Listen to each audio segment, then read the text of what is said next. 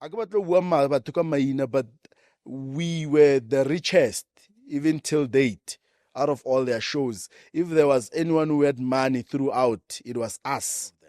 Image rights. Do you know image rights? They've used my image rights to make money. I will rip them apart. So fuck all of them, my king. Sorry for the language.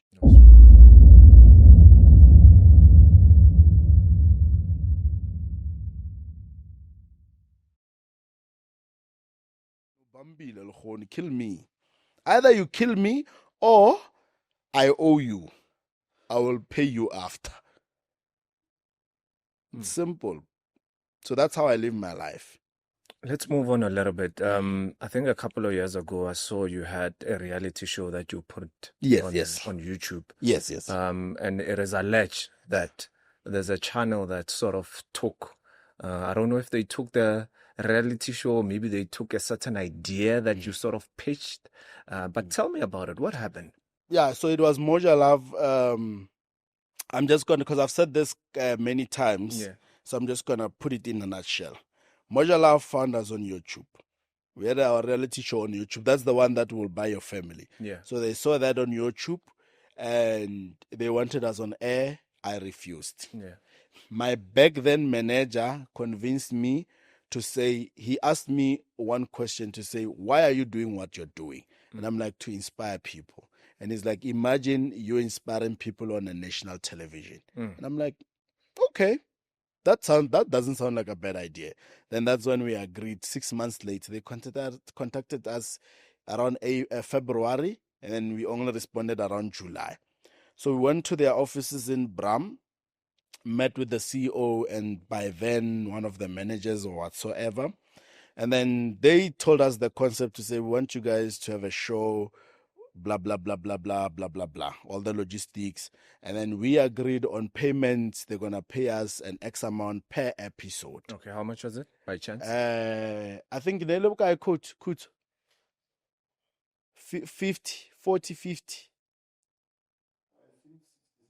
Yeah, per episode. Yeah, I don't remember. Then between 40 and 60, somewhere there per episode, right? Per episode. Yeah. We were scheduled for 13 episodes. So the calculation made sense. Okay. Because it was about more than 350, more than 300,000 for sure. Okay. And on top of that, there was a sign-up bonus as well.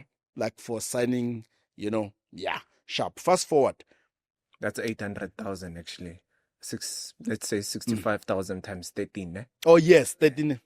Yeah, so correct. 000. Yes, Okay. sharp. And then the concept was we were going to get sponsors for the show and whatnot. So that's where most of the money would be coming from. So they did tell us that from us, we'll give you an X amount, a portion of the amount. Then some of the money will come from the ads or whatsoever. Because your show, we've already pitched it to some of our advertisers. They would actually jump on board. You understand? Sharp. Fast forward. They told us about the contract, that they're preparing the contract. Next thing, from preparing the contract to saying, we need to shoot something tomorrow. Tomorrow? Okay, it's fine. Come through. We are shooting the introduction, like character introduction and whatnot. Then next thing, from shooting character introduction to, can't you guys go to a nightclub today? Nightclub?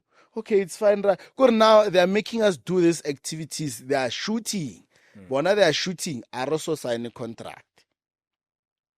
Before we know it, we knew show era around November. August, first thing, we saw an advert on August saying, by the way, the show was FBK Hustlers. The concert that we submitted to them. FBK Hustlers.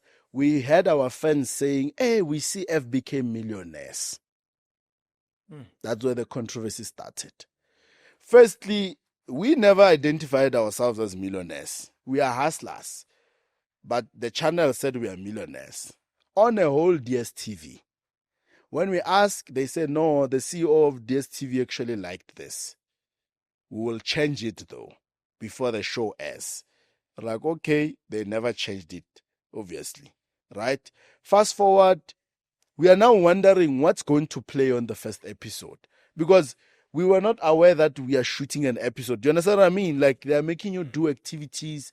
It's part of profiling and introduction. We haven't started shooting personally, per se. You understand? Because they said that we're gonna sit down and discuss what kind of content we're gonna cover. Yeah. We wanted to make the show 80% about trading, show people how we actually trade. Not even one time they've shown that. So that's when we realized that the show is more for them and entertainment than it's for us. Then what was the use for us to go on national television and say we are millionaires if we're not going to show you how we make the money? One understand? Yeah. Sharp. First episode aired. It was the first time seeing the way their editing works. It's like it's one sequence, but it was shot differently. Shooter a pele, ela ko morago, mara bona ne ba itse. So basically ke nana re ne ba tshwere script, ne ba itse gore ba etsang. You understand? Sharp. Fast forward, these guys have about 5 episodes within that week of shooting the introduction. Sharp, no problem. First episode here era. It does numbers. Second episode, we were the second most streamed, I think. Second episode, yeah, era, it does numbers as well. Third episode, we asked them about payment. Kotari stories, and of which even first one we've always asked. Stories, first episode. Second episode, stories. Third, stories. Fourth, as stories as well. Yeah. And remember, Twitter is crucifying us. And I'm saying to my manager to say, guys, please, I don't mind being sweared at by idiots, but let them swear at me while I'm making money. At least that's all that I'm asking for. Sharp, fast forward, after fourth episode, now they come and say, no, there is audio missing for episode 5. So we need to shoot the diary. That's where I said to my manager, I'm not shooting. But like go stating, I was staying at Blue Vale at that time. But like go stating, wherever the whole day, these people are not getting in here. I am not shooting until I get my money. After that, they couldn't submit. TV is on their back that the CEO replaced us at the other show the following weekend because we refused. Now, after that, their PR team, because they have a team again. They plotted everything and twisted everything and played influencers to say they've chased us on television because of fake lifestyle. Yep, that's what happened. Remember, I only knew about the PR stunt. I knew that they've done something, but I knew about it. It was last year when I actually met the guy who was doing the whole thing. He was saying to me, Eshma, coach, my man, I feel bad. I'm sorry.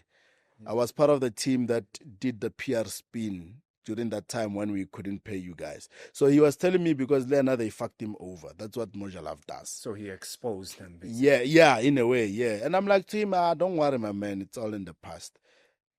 Because it was not new. It was just, the difference was someone did confirm that, we did a PR spin. So Twitter was onto us. Fake lifestyle. My man, I'm going to say this. How many people have you seen on television who are poor? A lot. Why would you chase me for living a fake lifestyle on television? Does it make sense? It doesn't, man. Do you understand what I mean? Because television is not about rich people. It's about people in general, irregardless of whether they're poor or rich. But we were the richest, even till date. Out of all their shows, if there was anyone who had money throughout, it was us. Do you understand the difference? So why would you chase someone who has more money than you because they're living a fake lifestyle? Can't fake lifestyle again? Do you understand what I mean? So social media took a stroll. They went in that direction. I think maybe that's where Caesar started learning about me as well. I'd like to believe. So first impression of him hearing about me was that. So you can imagine. And others as well. So from there, they've never even took a moment to listen to my side of the story. They've always believed I've got chased off television. The internet believes that I got chased off television. But they all know. The MOJALOVE, fuck all of them. And they will not do anything. I dare them to take me on right now. The CEO Yabon. I dare him to take me on. Back then, I would say financially I was good, yes, but now I'm too much. Because there's a deal that happened that they thought I didn't know about. They got money from us. So if they dare come, we're gonna drag them back to 2019. I'll sue the hell out of them. Image rights. Do you know image rights? They've used my image rights to make money. I will rip them apart. So fuck all of them, my king. Sorry for the language. No stress. Yeah. No, man, I appreciate you, man, for being honest. Yeah. There's not a lot of men that are open enough to be honest and speak what's in their heart. But you are able to express that, and you're not even scared. I'm not gonna let you know, my lead. I've been poor and oppressed. It ends with me. If ka me bra. If ba mpolaya me bra, but now in my truth I will always speak it. How they take it, it's up to them. Speaking about Hohwa, and I don't want that to happen anytime. Yeah. And like you are young, man. Yeah, We definitely. want to see you being that rich grandfather. Yeah, true that. Ndalako Sante no Yeah. Anga Lutidinze heavy. Yeah. But if one day you leave this world, how would you like people or your family or your kids to remember you? I want them to remember me as a hustler. More than anything, a hustler and inspiration. When things are difficult, I want you to think of my story. To say, Coach once went through this and he made it. That's all that I ever want. I don't want you to know me as the most richest, no. Or as the guy who has driven the most expensive cars, no. I want people to know me as a guy who was born from nothing and he made life out of himself. From that